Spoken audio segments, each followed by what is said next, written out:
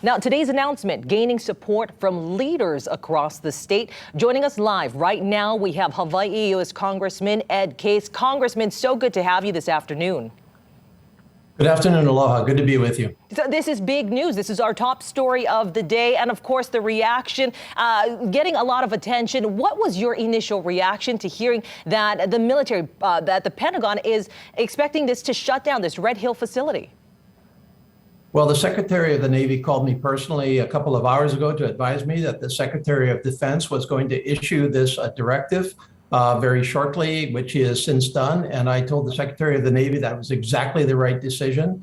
It has become very, very clear that Red Hill and safe drinking water cannot coexist.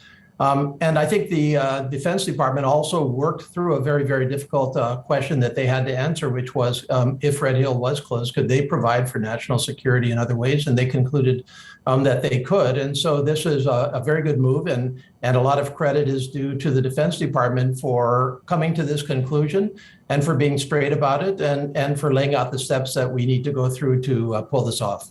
Of course, as you mentioned, this is a big win for Hawaii, but to look in the grand scheme of things, for the state of Hawaii to take on the military and in this circumstance to win in these matters, what does that say about the magnitude of the situation? Well, it's a very, very serious situation, of course, and it was perfectly and painfully obvious with the spills of late last year, and actually, and also I think with the initial responses that we needed to move beyond Red Hill, and so you know, from my perspective, it was just a lot of people coming together to say this is not acceptable, and it's the Navy also again coming to the same conclusion, and so this is a good example of how we can arrive at the right conclusion, even though sometimes it's very, very difficult to get there, but we're here. And I think what we all have to do at this point is to commit ourselves to getting it done, because what we are going to accomplish, that's been decided.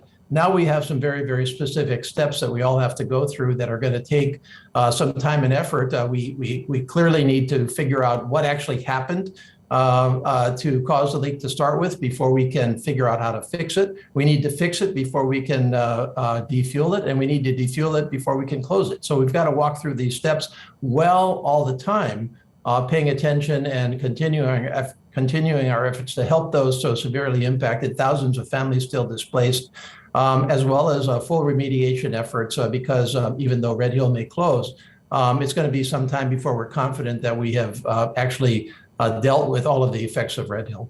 And Congressman, we have so many questions that we would like to get to, but of course, we do know that you have a big day ahead of you and lots of questions also that we want, that others will want you to answer. And so we do appreciate your time this afternoon with us. Thank you so much, Congressman Ed Case with us on KLTV4 Island News Midday.